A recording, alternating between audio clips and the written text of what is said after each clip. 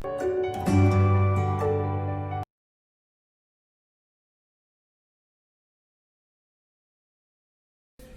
students, now we are going to start the unit of the 12th class, that is biotechnology. Biotechnology, in this unit there are two chapters. So we are going to start the first chapter of biotechnology, that is biotechnological principles and process. So in this chapter we will study about the principles of the biotechnology and process of the biotechnology and their parts also. So what is biotechnology? Biotechnology is a branch of biology where we are changing the organisms, that yes, bio means living organisms. We can use the cells, tissue and their parts. We can do the changement or alteration or manipulation in the genes for obtaining the biological products which is useful for the human beings.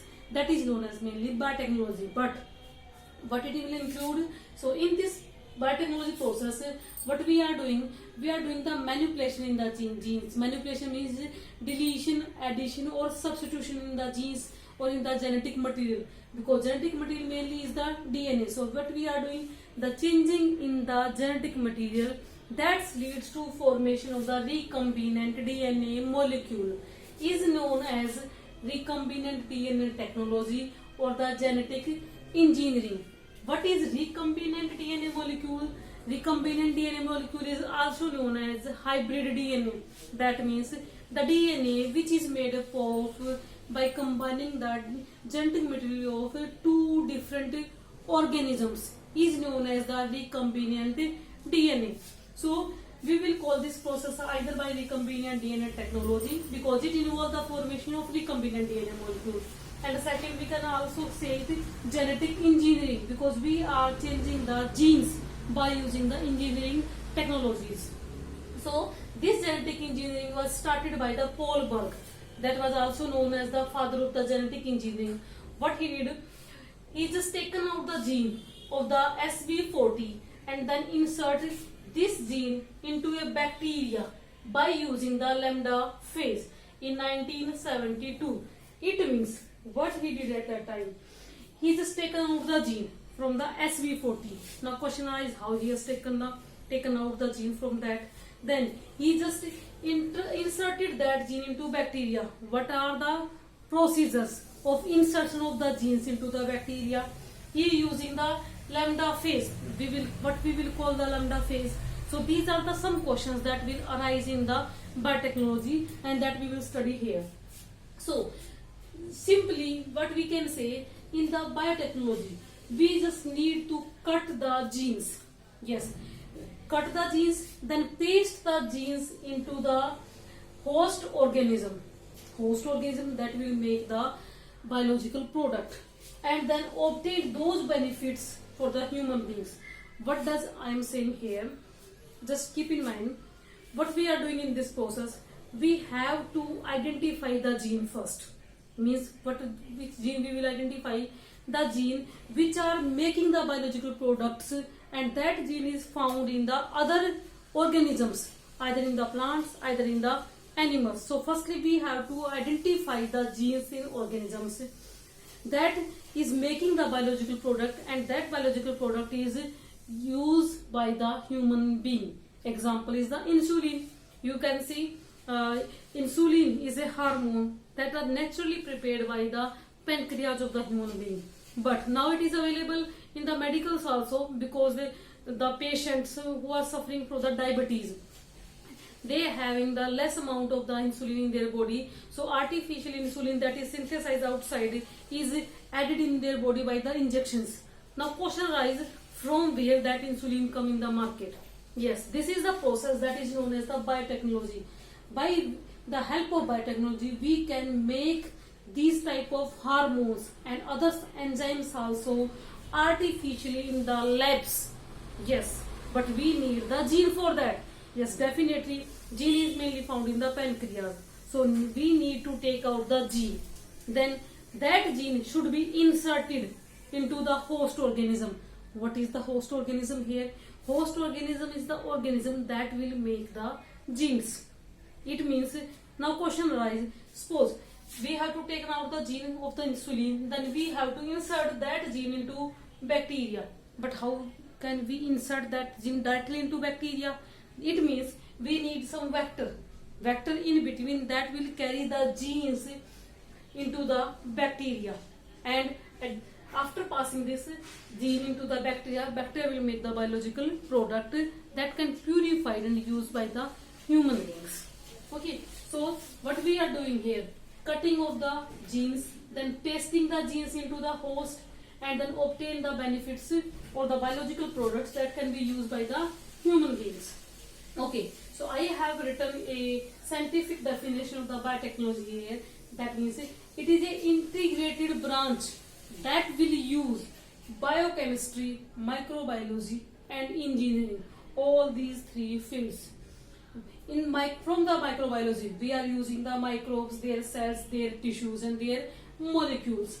What we are doing from the engineering, we are technology and instruments are using that are of engineering. Then why we are using the biochemistry? Biochemistry means we are studying the chemistry of the cell. That means we are studying the DNA, RNA or the molecules that can be used for the human beings. So biotechnology is the integrated branch that will use biochemistry, microbiology and engineering. Then we will use the microbes, cells and tissues and then obtain the biological products. What are these biological products for what we are doing this process? Yes, these biological products may be antibiotics, vaccines, enzymes, hormones, organic acid and some more also there. So now question arises, what are the principles, yes, on which biotechnology is working? So there are mainly two principles of the biotechnology. First is genetic engineering and second is the biochemical process. What we are doing in genetic engineering, that means we are altering or manipulating the genes artificially by the man. That is known as genetic engineering. Okay, why we are doing this? We are changing or manipulating the genes to change the host organism. What does it mean? Suppose we are taking out the gene from one organism and that gene should be inserted into the bacteria. So this bacteria is known as host. It means this gene we are adding into the host organism. Why we are adding this? Because we want this gene will make the biological product which can be used by the human beings. That is why this gene is inserted into the bacteria that is considered as the host. And what would happen after the insertion of this gene? Yes, after the insertion of this gene, the phenotype of the host organism will be changed. According to that, bacteria will make the biological product that can be purified. So, in genetic engineering, we are manipulating the genes by man for obtaining the biological products. This is the first principle. And second is the biochemical engineering. It includes all those processes by which we can grow or culture the microbe that we have manipulated. Yes, whose genetic material is manipulated. So in this we are culturing those microbes in the sterile conditions. In sterile conditions means contamination free. Contamination means microbial infection free is known as the sterile conditions. Why? Because if we are culturing this bacteria, so we should not get any undesirable product over there. That is why we are maintaining the sterile conditions. And but we will obtain the biological product. That biological product for which this host organism has been changed by adding the gene. These are the two principles of the biotechnology. Okay students. Now we are going to discuss about the recombinant DNA. As I have told you, recombinant DNA is the hybrid DNA that is formed by the linking of two different DNAs. Two different means the DNA of two different organisms. That is known as the recombinant DNA. But we are going to discuss about the recombinant DNA technology. Yes, the technology that involves the manipulation in the genes. So first recombinant DNA was formed in 1972 by the two scientists Stanley Cohen and Herbert Boyer. Stanley Cohen and Herbert Boyer isolate the gene from the plasmid and then from the plasmid of the bacteria Salmonella typhimurium. What they did? They just taken out the antibiotic resistant gene from the plasmid of Salmonella typhimurium. This antibiotic resistant gene in Salmonella was confirming the resistance against specific antibiotics. Okay, then they taken out this gene and then inserted the gene into the plasmid of E. coli to check out whether this gene is confirming the antibiotic resistance in E. coli or not. That is known as the recombinant DNA process. By this process, first recombinant DNA molecule was formed in 1972. Okay, after that you just see here I have drawn a diagram of the recombinant DNA technology process. What we are doing in this process. For studying this process, you must know that you need two things. First, whenever you are going to study the recombinant DNA process, first thing you must have the foreign DNA, foreign gene, or we can say that the passenger gene, or we can say gene of interest.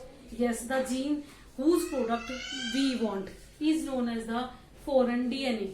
So what the other thing we need is the vector. Vector is the DNA that will carry the foreign gene.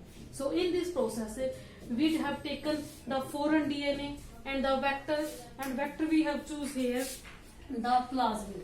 Yes, there are different types of vectors are plasmid, cosmid, phasmid are there, but we have taken the example as a plasmid. What we will do? We will use different type of enzymes in this process. So first, restriction endonuclease. Restriction enzymes are the enzymes which are used to make the cut in the DNA molecules at the specific site that are known as the restriction sites or the restriction sequence, because these enzymes will make the cut on the specific site in the foreign DNA as well as in the vector, and that is why these are also known as the molecular scissors. Yes, molecular scissors, because these will make the cut in the molecules, and DNA is also a molecule. So we have taken the foreign DNA and the vector, then we use the restriction enzyme that will make cut in the foreign DNA and make the cut in the vector also. After that we will link the gene of interest from here into the plasmid with the help of enzyme that is known as the DNA ligase. Ligase will help in the linking of the foreign gene with the vector, and it will make the rDNA, that means recombinant DNA or the hybrid DNA. Yes, this DNA have recombinant DNA have the DNA of two different organisms, that is why it is known as the hybrid DNA. This rDNA or recombinant DNA then inserted into the host organism, that I have taken here the E. coli, that is a bacteria. So the process of transferring of the recombinant DNA into the host organism is known as the transformation. After that, you just see here that in the diagram also I have make a recombinant DNA inside the E. coli also. Then we will culture this E. coli in the sterile conditions, and what would happen? This E. coli will start to multiply, and if it will multiply, it will make the copies of its own genetic material also, that is a nucleotide. But what we are using here, plasmid. So when it is going to be divided, when cell will divide, it will side by side will make the copies of this rDNA also. So what is recombinant DNA here? Is the vector plus insert. Insert is the foreign gene. So in this I have written step by step. Cutting of the DNA will take place by the restriction enzymes. Then vector vehicle DNA we will take, that will carry the foreign genes. Then link the genes with the help of DNA ligase. We will make the recombinant DNA, and the transformation process by which we can transfer the rDNA into the host organism. What is plasmid here? We have taken the plasmid is the extra chromosomal part of the DNA, extra than the nucleoid, is known as the plasmid. This plasmid only found in the prokaryotes, that means only in the bacteria. No any other organisms are there on the earth in which plasmid will found. That is why only we are using the E. coli or the bacteria, because bacteria only have two genetic material. One is nucleoid and second is the plasmid. Hello students. Now we are going to discuss the tools of recombinant DNA technology. There are three tools of recombinant DNA technology, which are: first are the enzymes, second is the passenger DNA, and third is the vector or the vehicle DNA. So we will discuss one by one. So first is the enzymes. As you know, enzymes are considered as the biocatalysts that are used that can change or can control the rate of reaction. So there are a number of enzymes that we are using in the biotechnology. First is lysing enzymes. Yes, lysing enzymes are the enzymes which are used to dissolve or break the membrane of a cell. Yes, so I have written here lysing enzymes which are used to open the cell. If we will open the cell, then only we can take out the DNA. So the enzymes which are used to make the cut in the cell and to take out the DNA is known as the lysing enzymes. Example is lysozymes. Second is the synthesizing enzyme. Name is indicating synthesizing. That means the enzymes which are used to make the DNA. But there are two types of the enzymes. One is DNA polymerase and second is reverse transcriptase. DNA polymerase is the enzyme that is used to make the DNA from the DNA, and second is reverse transcriptase, the enzyme which is used to make the DNA from the RNA. So third is the joining enzymes. Joining enzymes are the enzymes that are used to ligate the DNA fragments, that are used to join the DNA fragments. And an example is TU ligase, which are used to join the two DNA fragments. Next, that is the fourth enzyme, is the cleaving enzyme. Cleaving enzyme which are used to make the cut in the DNA strands, because in the recombinant DNA technology we need the enzyme that will make the cut in the foreign gene as well as in the vector. So there are two types of these cleaving enzymes. First is exonuclease and second is endonuclease. Exonuclease that can make the cut in DNA but on the terminal ends, whereas the endonuclease is the enzyme that can make the cut in the middle of the DNA. That is why it is known as the endonuclease. Example is restriction endonuclease. Why this name has been given? Restriction endonuclease is the enzyme that will make a cut on the specific recognition sequence. That is why it is known as the restriction, and it will make the cut in between the DNA, in between middle part of the DNA. That is why it is known as the endonuclease. These restriction endonuclease is also known as the molecular scissor that were isolated by the two scientists, Stewart Lim and Werner Erber, in the 1963. What they did, these two scientists isolate two enzymes, out of which one enzyme that is adding the methyl group on the DNA that is entering into the cell from the outside, and second is making the cut. So what they observed at that time, they saw that there are some enzymes in the E. coli bacteria that are restricting the growth of the bacteriophage which wants to enter in E. coli. So then they have taken out those enzymes and then done the study. What they find out is they have two type of enzyme. First is the first enzyme that are adding the methyl group on the foreign DNA which are coming inside the cell, and second enzyme is making the cut on the foreign DNA. So these enzymes will then destroy that DNA which are coming inside the cell and cause the infection.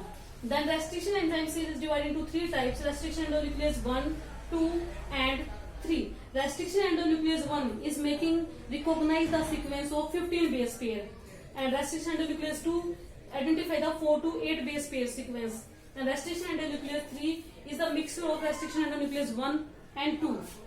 But there is a limitation. Restriction endonuclease will recognize and cut the sequence 1000 base pair away from the 5 prime, and it means it is making the cut but 1000 base pair away from the specific site. So this enzyme cannot be used in biotechnology because it is adding the undesirable fragment in the gene of interest. Second is restriction endonuclease 2. This enzyme is used in the biotechnology because it is not doing the methylation but it is making the cut on the specific site only. That is why it is used in biotech. Third is also not used in the biotechnology, but it is also do the both the function. First is methylation and second is cutting. So you just, I have taken an example here. EcoRR is the restriction enzyme that will make a cut. GAATTC and CTTAG. These are the palindromic sequence that you will read from left or the right. They will be same. So you just see this enzyme will make the cut here between G and A, guanine and adenine, and in the second template are between the G and A. So it is recognized this 2 to 4 to 6 base pair sequence. Now we will study about the naming also, okay, how the name are as we given to the restriction enzymes. As we already discussed about the various enzymes that we are using in the biotechnology, but now question arises how we are giving the names to different type of restriction enzymes. So today first we will discuss about the nomenclature of the enzyme. That means nomenclature is the process of giving the name to a specific enzyme. So suppose EcoRR is a restriction enzyme where E letter is arise from Escherichia, CO arise from coli, R arise from the strain, that means rough strain, and this one number, that is the Roman number, it will indicate that first enzyme discovered from the E. coli in a particular lab. So this is the way by which we are giving the name to the different restriction enzymes. Then question arises how these restriction enzyme will work, how they will identify the sequence they have to cut in the foreign as well as in the vector DNA. So you must know restriction sequence is the sequence that is identified by the restriction enzymes that are needed to be cut by the enzymes only. That is known as the restriction sequence or recognition sequence, and that sequence is palindromic in nature. What do you mean by palindromic? The sequence either we read from the forward or read from the backward, name will be same, that means letter will be same, that are known as the palindromic sequence. Example Malayalam, either you will read from the forward or from the backward, it will be Malayalam only. Same is the madam, either you will read from the forward or from the backward, it will also is the same. So these sequence, if a sequence are found in this way, that is known as the palindromic sequence. Now whenever restriction enzymes are making the cut in the restriction sequence, always they are making the sticky ends. What are sticky ends? Sticky ends are the overhanging strands formed in the DNA by the cutting of restriction enzymes, are known as the sticky ends.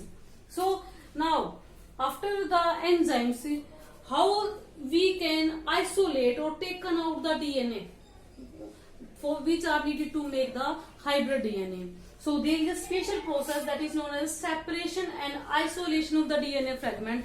That means after the cutting of the restriction enzymes, we got the DNA fragment that are of the different lengths. So how we can identify the specific length of the DNA? So how we will separate and taken out that DNA? So a special process is there that is known as gel electrophoresis. Yes, this technique is firstly used by the A. Theseus in 1937.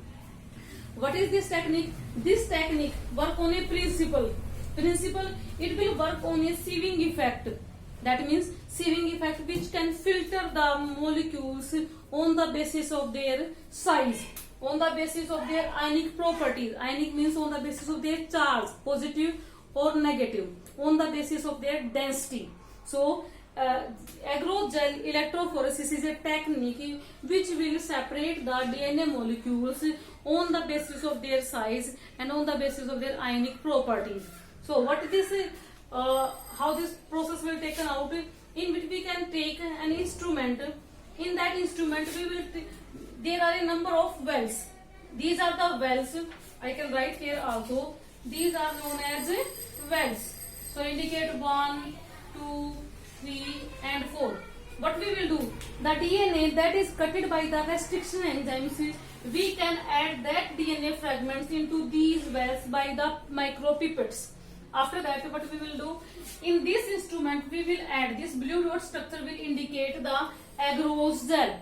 that will act as a matrix or the medium for the transfer or for the separation of DNA fragments. So agarose gel is a polysaccharide that is obtained from the seaweed. So what would happen? The DNA is present in these wells, and on this side negative electrode is there, that is known as cathode, and on the opposite side there is an electrode that is known as positive electrode or the anode. As you know, DNA is a negatively charged molecule, so it will move when we will pass the electric current, and due to that electric current, this gel is porous in nature. That means it will also melt and allow the passage for the DNA to pass, DNA molecules to be passed. So when we will pass the electric current, DNA molecules or the fragments is also starts to move along with the agarose gel, but these are separated on the basis of their size. So the fragments which are smallest in size will move fastest, and the fragments which are largest in size will stay near to the wells because their size is greater and density is high. So these DNA molecules or the fragments that have the negative charge, they will move towards the positive electrode. So that is why they will move in this way. So if we will see this structure, we can see these are the largest DNA fragments, and these are the smallest DNA fragments that are located over there. So by this way you can see we can obtain the DNA of the smallest size which are present on towards the anode electrode. So this is the method by which we can separate the DNA fragments on the basis of their size. After that, what we will do, we will use a special strain that is known as ETBr, that means ethidium bromide. Then we will pour the ethidium bromide over it, and after that these DNA will give a orange color under the UV radiations. That technique is known as the autoradiography, by which we can observe the DNA fragments that are labeled by the ethidium bromide, that is a dye. This ethidium bromide is a carcinogenic dye. So we can see if we will observe under the microscope, these strands will give the fluorescent orange color. So we can easily identify them.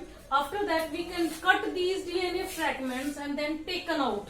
So this process by which cutting and extracting of the DNA fragments from the agarose gel will take place is known as elution. So in the biotechnology, we have to take out the DNA fragment of the foreign DNA, or we can take, say, the gene of interest. Along with we need the plasmid also, we can say the vector also. But the question is how we can separate it by the gel electrophoresis. Thank you, beta.